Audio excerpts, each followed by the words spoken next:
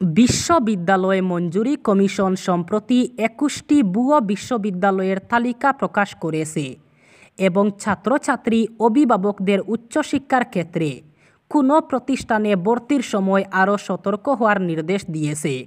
এই তালিকায় থাকা বেশ কিছু প্রতিষ্ঠান দাবি করে যে সেখানে নির্দিষ্ট বিষয়ে ডিগ্রি দেওয়া হয়, পড়ানো হয়, কিন্তু তারা বিশ্ববিদ্যালয় মঞ্জুরি কমিশনের অধীনে নিবন্ধিত নয়। এই ধরনের প্রতিষ্ঠানগুলি প্রায়ই ছাত্রছাত্রীদের প্রলোভন দেখায় বিভিন্ন স্ট্রিমে ডিগ্রি কোর্সে ভর্তি হওয়ার জন্য, কিন্তু আদতে নিবন্ধন না থাকার কারণে ভবিষ্যতে চাকরি ক্ষেত্রে গিয়ে সমস্যায় পড়তে হয় ছাত্রছাত্রীদের। ইউজিসির নিয়ম অনুযায়ী একাডেমিক ও পরিকাঠামোগত মানদণ্ড মানা হয়নি এই প্রতিষ্ঠানগুলিতে। এই ধরনের ভুয়ো বিশ্ববিদ্যালয়গুলির কোনো নিয়ন্ত্রণের অধীনে নেই। এর ফলে বেশ কিছু ক্ষেত্রে ছাত্রছাত্রীদের অজান্তের সময় ও অর্থ অপব্যয় হয় এই প্রতিষ্ঠানে। ইউজিসি তাই পড়ুয়াদের জানিয়েছে যাতে তারা কোনো প্রতিষ্ঠানে ভর্তির আগে সেই প্রতিষ্ঠানের ওয়েবসাইটে সমস্ত তথ্য দেখে নেয় এবং ভর্তি হওয়ার আগে সেই প্রতিষ্ঠানের অনুমোদন আছে কিনা তা যাচাই করে নেয়। গঙ্গাসাগর মেলায় পুণ্যার্থীর অস্বাভাবিক মৃত্যু, অসুস্থ হয়ে পড়েন আরও ৩ জন। মৃতের নাম অবদেশ তেওয়ারি। তিনি উত্তরপ্রদেশের বাসিন্দা বলে জানা গিয়েছে। হার্ট অ্যাটাকে মৃত্যু হয়েছে তার। মঙ্গলবার মকর সংক্রান্তি। দেশের বিভিন্ন প্রান্ত থেকে তীর্থযাত্রীরা সাগরদ্বীপে আসছেন, সেই মতো উত্তরপ্রদেশের ওই বাসিন্দাও আসেন। গতকাল আচমকা অসুস্থ হয়ে পড়েন তিনি। সঙ্গে সঙ্গে তাকে হাসপাতালে নিয়ে যাওয়া হয়, কিন্তু শেষ রক্ষা হয়নি। সেখানেই কর্তব্যরত চিকিৎসকরা তাকে মৃত বলে ঘোষণা করেন। মেলায় এসে অসুস্থ হয়ে পড়া আরও ৩ তীর্থযাত্রীকে এয়ারলিফট করে জরুরি ভিত্তিতে কলকাতার হাসপাতালে পাঠানো হয়েছে। তারা হলেন উত্তরপ্রদেশের বাসিন্দা ঠাকুর দাস, বছরকুড়ি রাজকুমার পাণ্ডে এবং বাংলার ক্যানিংয়ের উত্তর তালদির বাসিন্দা ৫৮ বছরের মহারানী মণ্ডল। মর্মান্তিক দুর্ঘটনায় মৃত্যু হল ৮ জনের, আহত বেশ কয়েকজন। রবিবার দুর্ঘটনাটি ঘটে মহারাষ্ট্রের নাসিক জেলার দুয়ারকা সার্কেলে।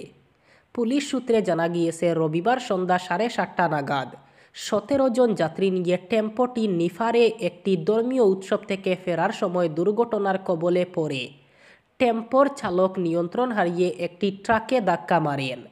ট্রাকটিতে লোহার রড বোঝাই করা ছিল। বেশ কয়েকজনের ঘটনাস্থলে মৃত্যু হয়েছে বলে জানা গিয়েছে। আহতদের হাসপাতালে ভর্তি করা হয়েছে। স্থানীয়রা সেখানে পৌঁছে প্রথমে উদ্ধার কাজে হাত দেন, পরে খবর পেয়ে ঘটনাস্থলে পৌঁছায় পুলিশ ও দমকল। আহতদের নিকটবর্তী হাসপাতালে ভর্তি করা হয়। ঘটনায় হতাহতের সংখ্যা আরও বাড়তে পারে বলে আশঙ্কা করা হচ্ছে। মণিপুরে অপহৃত 2 চালক ও টিপার সন্ধান না হওয়ায় দোলাইর কাটাখালস্থিত জন্ডু কনস্ট্রাকশনের কার্যালয়ের সামনে বিক্ষোভ দেখালো শিলচর ট্রাক চালক সংস্থা। রবিবার শিলচর ট্রাক চালক সংস্থার কর্মকর্তারা কাটাখাল জন্ডু কনস্ট্রাকশনের কার্যালয়ে গিয়ে চালকদের উদ্ধারের দাবি জানিয়ে বিভিন্ন স্লোগান দিতে থাকেন। এই খবর পেয়ে দোলাই থানার সিআই জনপান বে দলবল নিয়ে সেখানে পৌঁছে চালক পরিবার ও চালক সংস্থার সঙ্গে কথা বলেন। পরে নির্মাণ সংস্থার HR ও PM-এর সঙ্গে ফোনে কথা বলে যদিও কোনো সমাধানের পথ বেরোয়নি। পুলিশ আধিকারিক বিষয়টি কাছাড়ের পুলিশ সুপারকে অবগত করালে বিকেলে নির্মাণ সংস্থা ও KGN ট্রান্সপোর্টের কর্মকর্তাদের সঙ্গে পুলিশ সুপার কার্যালয়ে বৈঠক হওয়ার কথা জানা যায়। এই বৈঠকের চালক সংস্থার সদস্যদেরও উপস্থিত থাকার কথা ছিল, তবে বিকেলে চালক সংস্থার সভাপতি বাহারুল ইসলাম লস্করের সঙ্গে যোগাযোগ করলে তিনি জানান, তাদের বৈঠকের সময় না জানানোয় তারা অনুপস্থিত ছিলেন। অবশেষে বহু প্রতীক্ষিত পঞ্চায়েত নির্বাচন নিয়ে রায়দান গৌহাটি হাইকোর্টের। অসমে পঞ্চায়েত নির্বাচন হবে। অসম সরকারকে পঞ্চায়েত নির্বাচন করার অনুমতি দিয়েছে হাইকোর্ট। 9টি জটিল পঞ্চায়েত বাদে বাকি পঞ্চায়েতগুলিতে নির্বাচন অনুষ্ঠিত হবে। রবিবার গৌহাটি হাইকোর্ট এই রায় দিয়েছে। পঞ্চায়েত এলাকা পুনর্নির্ধারণের আদালতে বেশ কয়েকটি পিটিশন দায়ের করা হয়েছিল। বিষয়টি গৌহাটি হাইকোর্টের বিবেচনাধীন থাকায় রাজ্য সরকার কোনো সিদ্ধান্ত নিতে পারেনি। এদিকে শুক্রবার মন্ত্রিসভার বৈঠক শেষে মুখ্যমন্ত্রী হিমন্ত বিশ্ব শর্মা বলেছিলেন যে হাইকোর্ট শনিবার রাত 12টার মধ্যে রায় না দিলে ম্যাট্রিকুলেশন এবং উচ্চ মাধ্যমিক চূড়ান্ত পরীক্ষা শেষ না হওয়া পর্যন্ত নির্বাচন অনুষ্ঠিত হবে না।